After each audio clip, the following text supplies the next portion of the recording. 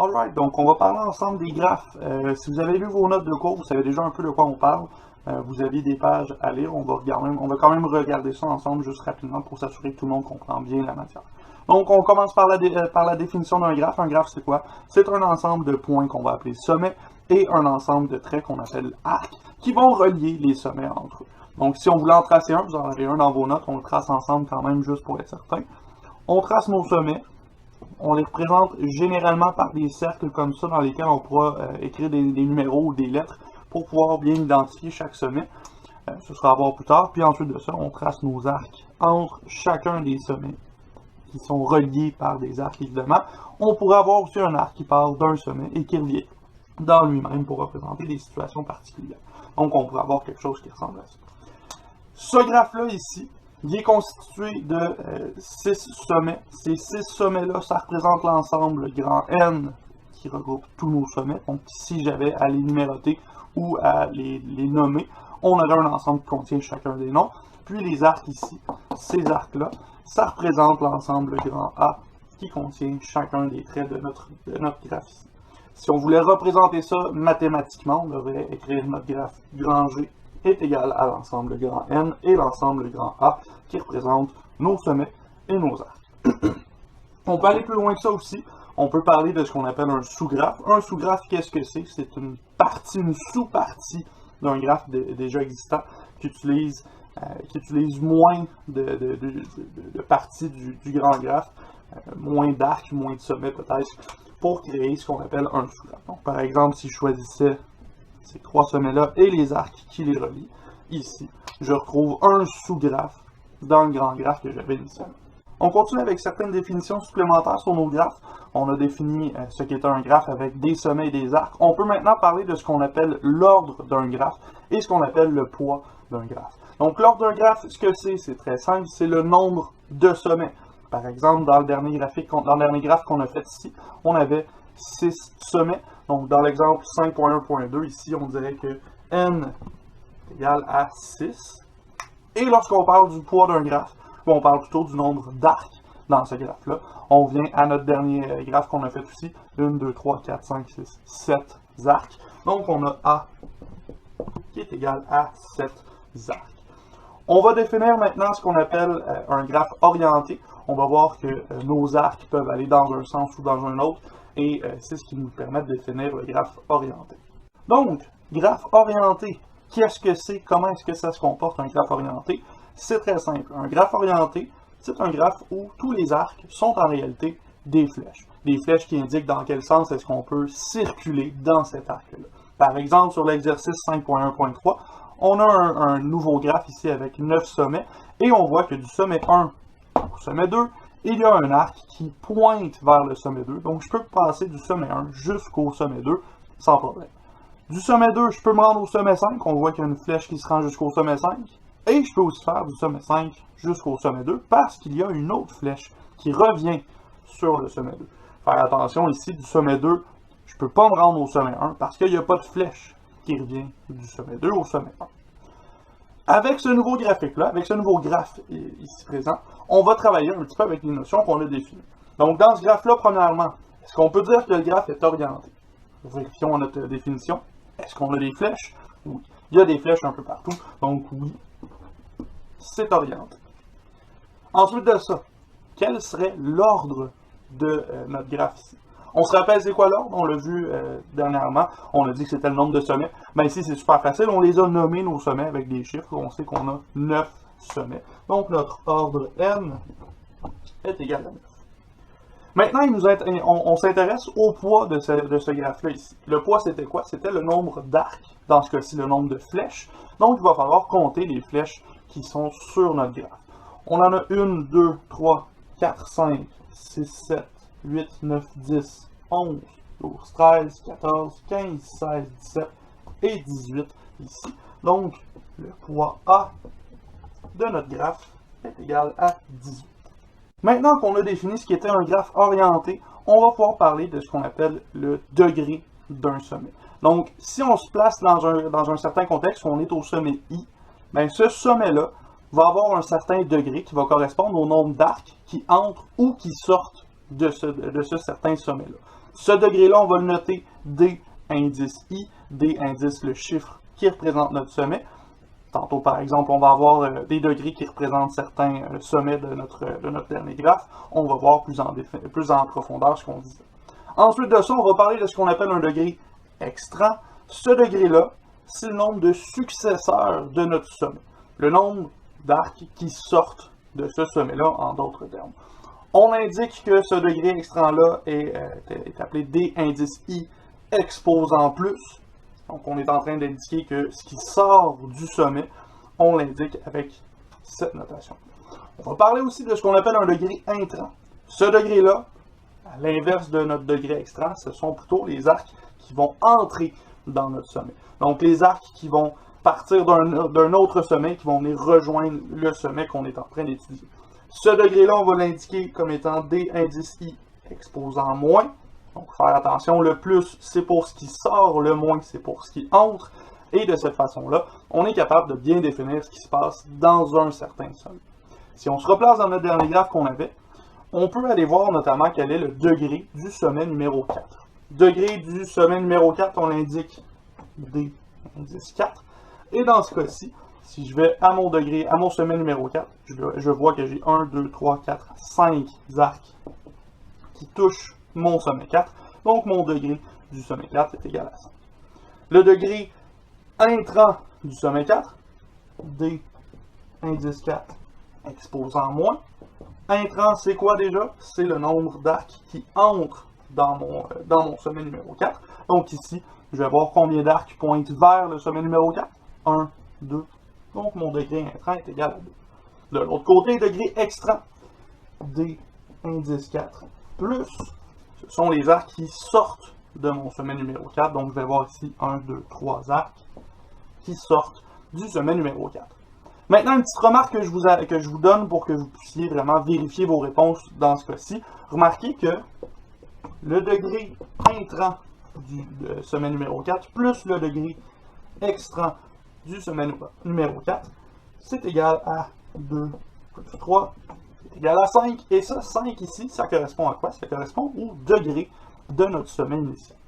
Ici, degré de notre sommet. On remarque que les degrés intrants et extrants, lorsqu'on les additionne, ça donne toujours le degré de notre sommet. C'est normal parce que notre degré est défini comme étant l'addition de ces deux types de degrés. On définit maintenant ce qu'on appelle la matrice d'adjacence. Qu'est-ce que c'est une matrice d'adjacence? Ben, c'est une forme de tableau. Un tableau qui va contenir n lignes et n colonnes. N, c'est quoi ici? C'est un nombre de sommets. Donc, le nombre de sommets dans notre graphe correspond au nombre de lignes et au nombre de colonnes dans la matrice d'adjacence de ce graphe-là. Dans cette matrice-là, qu'est-ce qu'on va faire? Dans la matrice, ben, on va indiquer un 1 à l'intersection d'une ligne I et d'une colonne J si il existe un arc de notre sommet I vers le sommet J dans ce cas-ci. S'il n'en existe aucun, on indique un 0. On va prendre pour acquis que s'il n'y a pas un arc qui sort d'un sommet et qui rentre dans lui-même, il n'y a aucun arc à l'intersection 1, 1, à l'intersection 2, 2, à l'intersection 3, 3, des choses comme ça. Donc on regarde un exemple rapidement, puis ensuite de ça, on le fait sur notre graphe qu'on avait déjà, avec lequel on travaille depuis un petit bout. Donc dans cet exemple-là, un graphe très simple, 4 sommets, avec un beau total de 5 arcs, ça se fait assez bien. On regarde ici, on va y aller ligne par ligne, et remarquez que dans ma matrice, ici, j'ai indiqué les chiffres pour chacune des lignes, juste pour être certain là, que j'oublie pas des chiffres, j'oublie pas des sommets à considérer entre eux.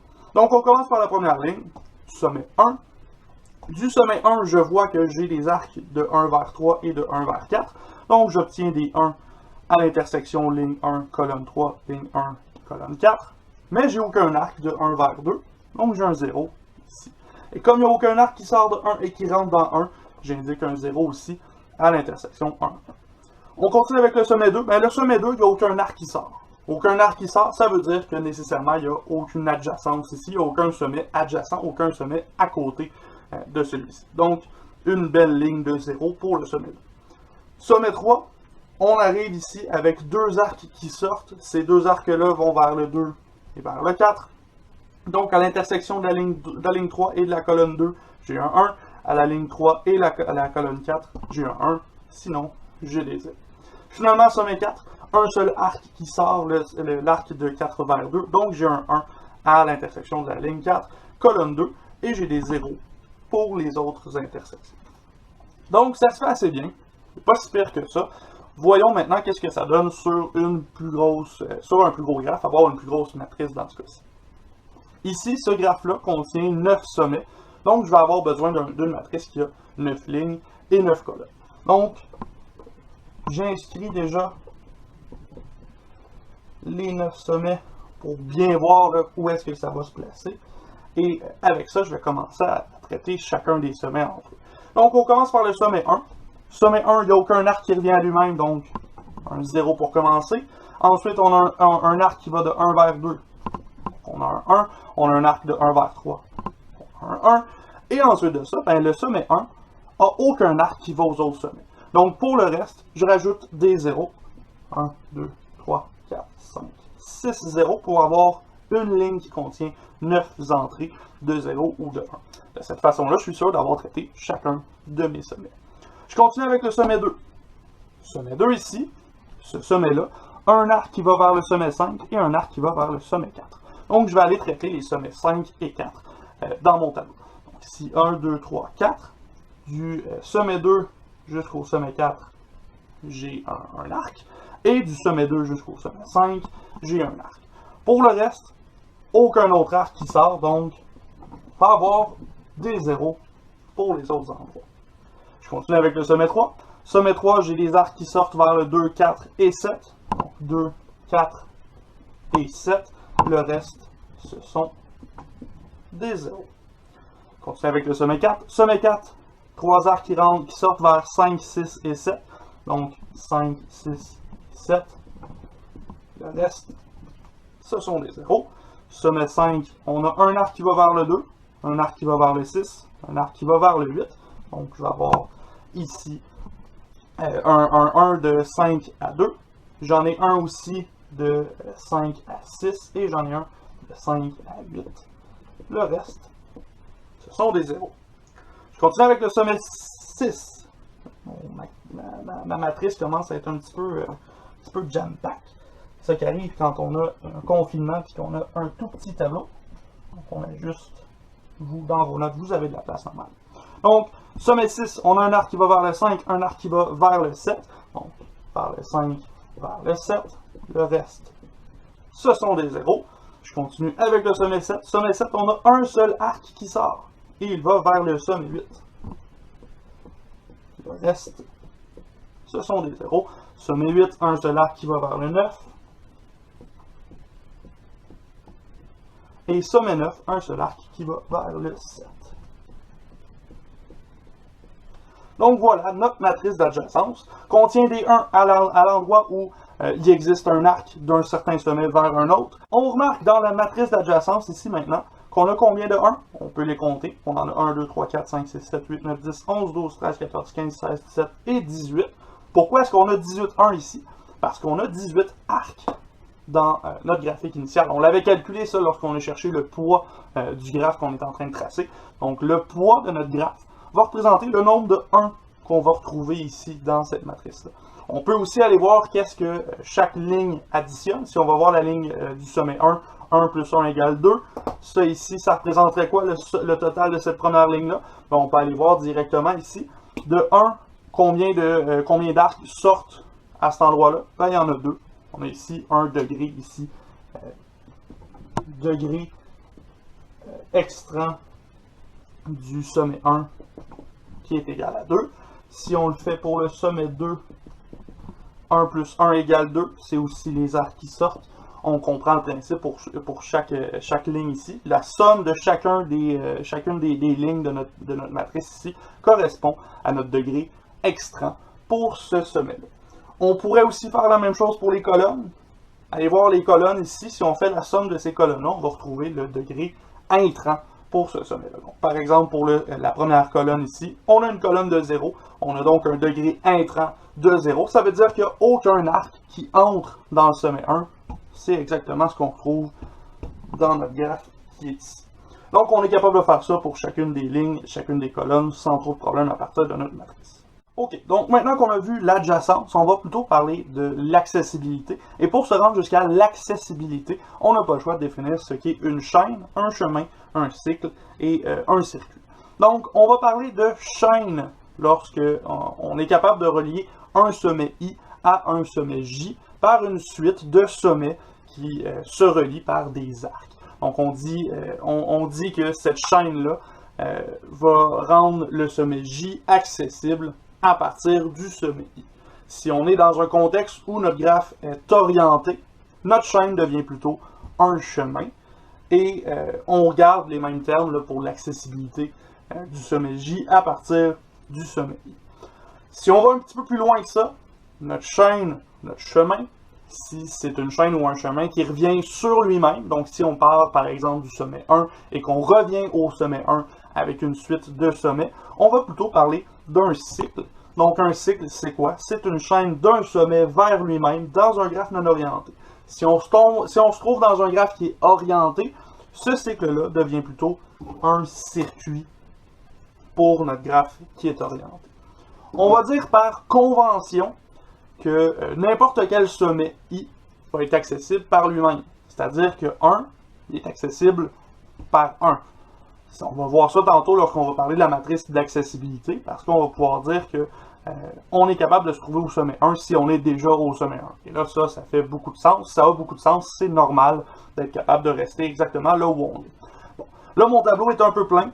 J'ai choisi d'aller chercher ce coin-là pour faire le petit exemple 5.1.7. Donc cet exemple-là, on va le faire ensemble. On va essayer d'aller chercher des chaînes, des chemins, des cycles, des circuits dans notre graphe ici, à partir de la physique de nos arcs qui sont ici indiqués. Donc on pourrait commencer par essayer de se déplacer du sommet 1 au sommet 7 en utilisant le sens des arcs. Donc je pourrais faire par exemple 1 vers le sommet 2, 2 vers le sommet 4, puis 4 vers le sommet 7. Dans ce cas-ci, j'ai respecté le sens de mes flèches, donc je viens de créer ce qu'on appelle un chemin. Le chemin, je peux l'écrire comme étant 1 vers 2, vers 4, vers 7. Et ça ici, cette suite de sommets-là avec des flèches, ça représente le chemin que j'ai emprunté de 1 vers 7. On pourrait en faire un autre, une chaîne cette fois-ci qui va négliger les arcs qui sont déjà indiqués. Là, vous voyez que j'ai effacé mon tableau, j'ai oublié de remettre cet arc-là, c'est pas grave, on le rajoute rapidement. Et à ce moment-là, ce que je vais faire, c'est négliger le sens de mes flèches pour créer une chaîne. Je passe dans mon arc sans me soucier du sens de cette flèche-là pour pouvoir faire une chaîne cette fois-ci. Donc ma chaîne ici, je vais la partir du sommet 2 vers le sommet 3. Vous voyez que j'ai négligé le sens de la flèche. Je vais aller vers le sommet 7. Et finalement, je vais aller vers le sommet 9. Donc à ce moment-là, je viens de faire la chaîne 2, 3, 7 et 9. Cette chaîne-là, elle néglige le sens des flèches, donc elle va directement à un sommet sans nécessairement suivre la bonne orientation de la flèche qui nous intéresse. On va voir maintenant ce qu'on pourrait appeler un circuit. Donc je vais suivre le sens des flèches, puis je vais revenir sur moi-même, revenir sur mes pas, revenir sur un sommet qui existait déjà. Là, je commence à avoir beaucoup de couleurs, j'espère que vous êtes capable de voir, puis que vous n'êtes pas daltonien comme moi. Donc on va essayer de faire du sommet 2 jusqu'au sommet 2. On va partir ici. On va se rendre jusqu'au sommet 4 en suivant le sens de la flèche. Ensuite de ça, on va aller au sommet 5 et on va revenir au sommet 2. Ici, on a un genre de triangle qui s'est formé. On vient de créer un circuit de 2 vers 2. Donc 2 vers 4 vers 5 vers 2. Et là, mais là, je me rends compte que d'utiliser ces crayons-là par-dessus d'autres crayons, c'était une mauvaise idée. Mon crayon vient de devenir noir pour toujours. C'est pas très grave. Ensuite de ça, je pourrais essayer de faire un cycle. Donc, essayer de négliger encore le sens des flèches pour aller chercher une autre chaîne qui revient sur elle-même directement sans suivre le sens de nos flèches. Donc ici, ce que je voudrais faire, c'est partir de 1 et revenir à 1. Donc, je vais faire 1 vers 3, 3 vers 2. Et là, à 2, j'ai plus de flèches qui reviennent à 1, mais j'en ai une qui part de 1 vers 2. Je vais négliger le sens de cette flèche-là et revenir à 1 ici. Donc, je vais avoir mon cycle de 1 vers 3 vers 2, vers 1. Et ça ici, ben, ça représente des moyens des méthodes pour se déplacer à l'intérieur d'un graphe. On va voir éventuellement que dans nos méthodes, dans nos algorithmes, un petit peu plus tard dans la session, on va avoir à se déplacer physiquement là, dans ces graphiques-là. Ben, physiquement, métaphoriquement, là, on va se déplacer théoriquement dans les graphiques à partir de ces chaînes et de ces circuits-là. L'avant-dernière partie de la section 5.1, c'est là qu'on va parler de la matrice d'accessibilité. Cette matrice-là ressemble un peu à la matrice d'adjacence avec certaines différences quand même. Donc, on la regarde ensemble, puis on va en faire une pour le graphe qu'on est en train d'utiliser. Donc, la matrice d'accessibilité, qu'est-ce que c'est? C'est un autre tableau qui est formé de n lignes et de n colonnes. Pourquoi n? Parce qu'on a n sommets. Encore une fois, il faut traiter chacun des sommets dans cette matrice-là.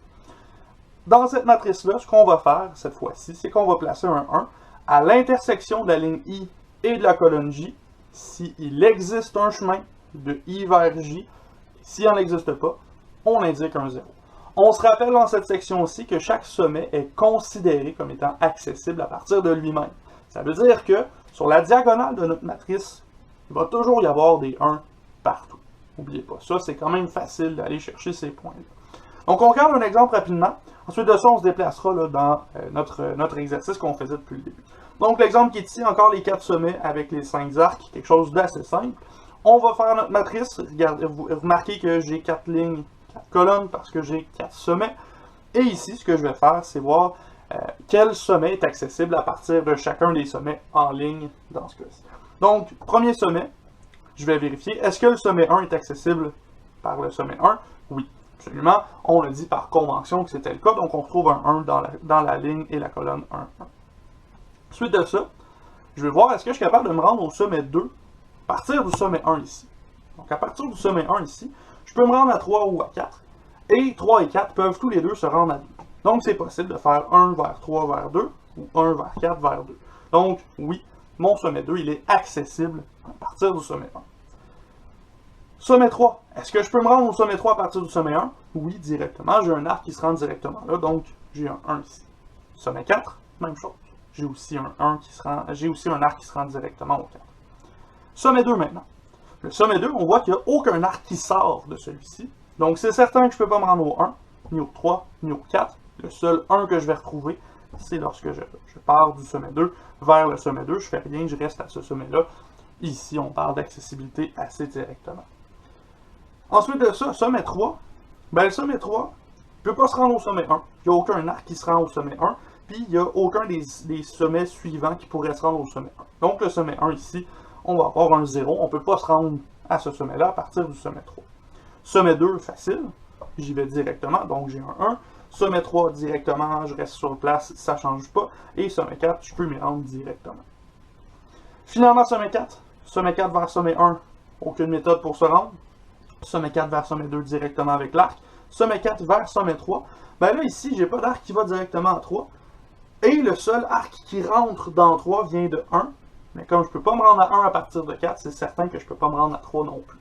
Finalement, sommet 4 vers sommet 4, ça, il n'y a pas de problème, c'est toujours possible dans ce cas-ci. Donc maintenant qu'on sait à peu près c'est quoi la matrice d'accessibilité, on va essayer de la faire avec un graphe un petit peu plus complexe. Dans ce cas-ci, le 9 sommets, 18 arcs, ça pourrait être un petit peu plus complexe. Donc on regarde ça ici, puis on va aller voir chacun des sommets un après l'autre, puis on va pouvoir se poser quelques questions sur les lignes résultantes puis les colonnes résultantes à la fin. Donc on commence par le sommet 1. Sommet 1 peut se rendre au sommet 2, et sommet 1 peut se rendre au sommet 1 aussi, ça c'est par convention, on le sait. Donc sommet 1 vers 2, c'est possible. Sommet 1 vers 3, c'est possible. Sommet 1 vers 4, ben là j'ai 1, 3, 4, ou 1, 2, 4, pas de problème, donc je suis capable de me rendre au sommet 4. Sommet 5, 1, 2 vers 5, ça se fait aussi.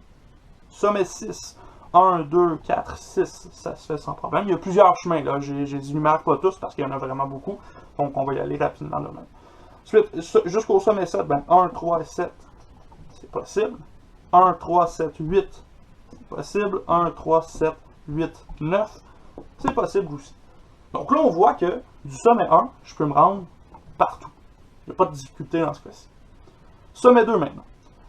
Sommet 2, est-ce qu'il peut se rendre au sommet 1? Ben, on va regarder qu'est-ce qui rentre dans le sommet 1 ici.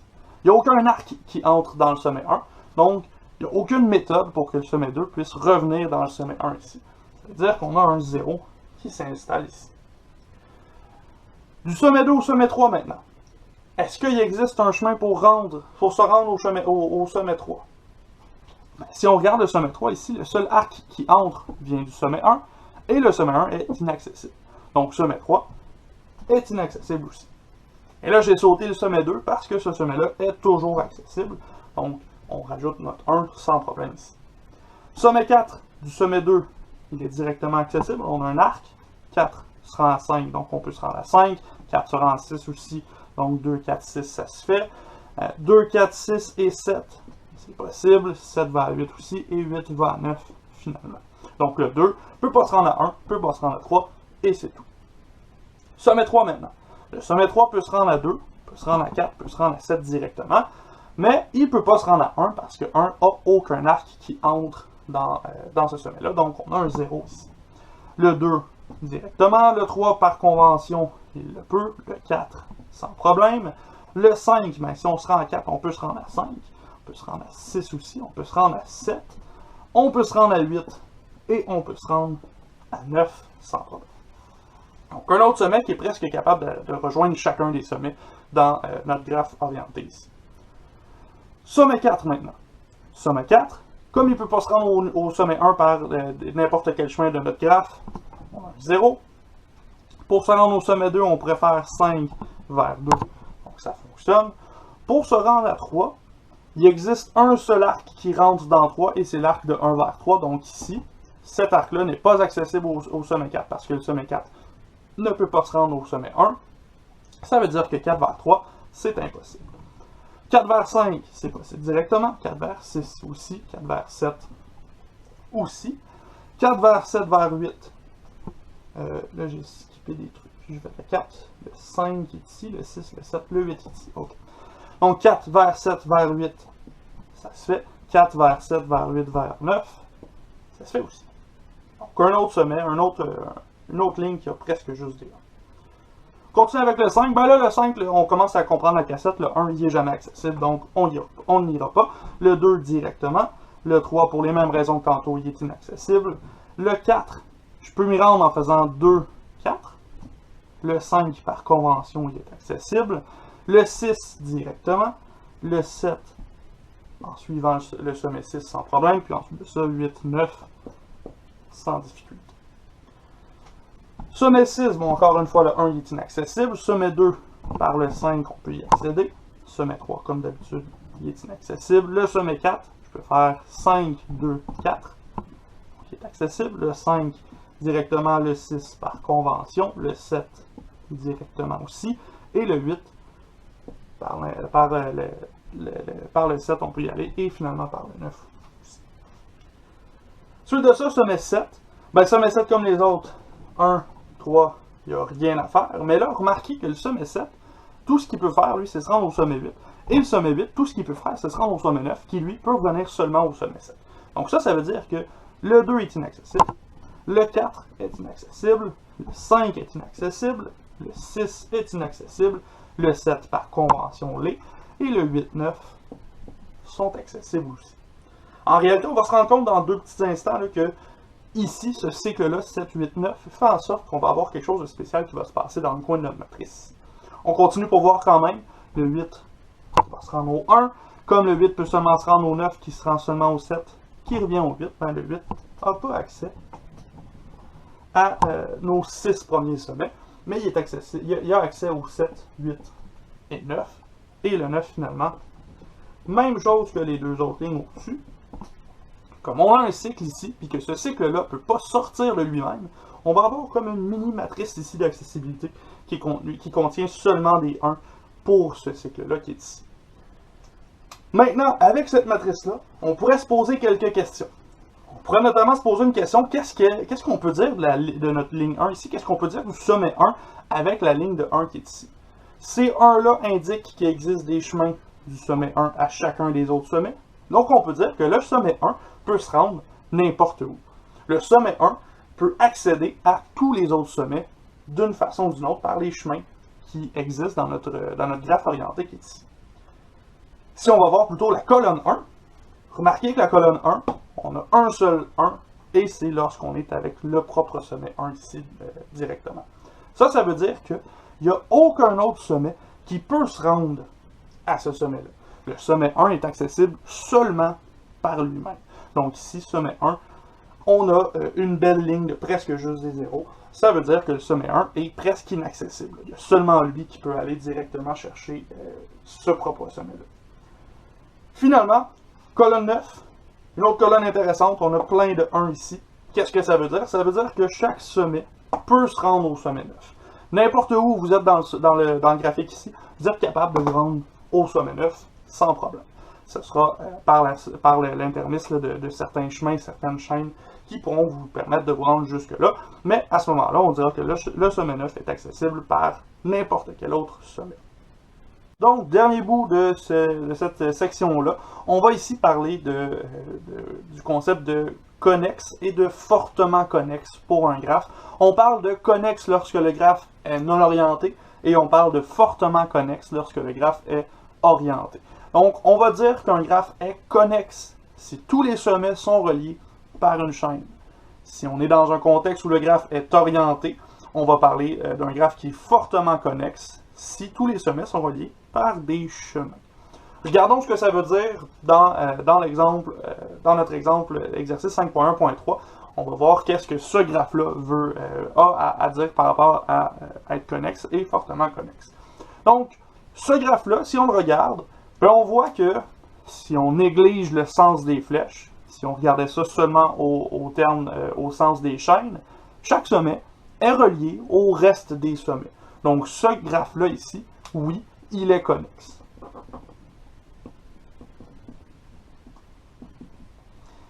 Pour le fortement connexe de ce graphe-là, par contre, on a vu tantôt que le sommet 1 n'était pas accessible par les autres sommets. Donc ça veut dire que si j'étais au sommet 4, par exemple, je ne serais pas capable de me rendre au sommet 1 par un chemin en suivant le sens des flèches. Donc non, ce ne sont pas tous les sommets qui sont reliés par des chemins. Donc ici, non. Sommet 1, on va dire isolé dans ce cas-ci. Bon, on va dire isolé, on pourrait dire que le sommet 1 est inaccessible par les autres sommets, mais je manque de place dans mon système. Maintenant, on pourrait s'intéresser à la matrice d'accessibilité d'un graphe qui est fortement connexe. Donc, si un graphe était fortement connexe, ça voudrait dire que chaque sommet peut se rendre à chaque sommet. Donc, il y aurait un 1 à l'intersection de chaque ligne et de chaque colonne. Donc, ce serait une matrice de 1 partout. Ça veut dire que la matrice dans chaque ligne et chaque colonne contient un 1 parce que notre graphe, il est fortement connexe dans ce cas-ci. Finalement, à quoi est-ce que ça ressemblerait un graphe qui est non connexe? On pourrait avoir un graphe qui est formé de plusieurs sous-graphes qui ne sont pas reliés entre eux. Donc, par exemple, on pourrait avoir un sous-graphe ici avec 3, 4, 5, ici, 5 sommets. Puis on a quelque chose comme ça. Ce graphe-là ici, 1, 2, 3, 4, 5, avec les arcs qui sont ici, n'est pas relié. Hein, je vois que de 1, je ne peux pas me rendre à 4 par une chaîne. 2, je ne peux pas me rendre à 3 par une chaîne, vice-versa. Parce que ici, notre graphe, il est non connexe. On n'a pas une chaîne qui relie tous nos sommets entre eux dans ce contexte-ci. Donc avec ça, ça fait le tour de la section 5.1. Maintenant, on sait ce que sont des graphes. On sait ce que sont des graphes orientés. On est capable d'aller définir l'ordre et le poids d'un graphe. On peut parler du degré d'un sommet, degré intrant, degré extrant. On peut parler de la matrice d'adjacence. On peut parler de la matrice d'accessibilité avec des chaînes, des chemins, des circuits, des cycles. Et on est capable d'aller parler du concept de connexe et fortement connexe à l'intérieur d'un simple graphe comme celui-ci.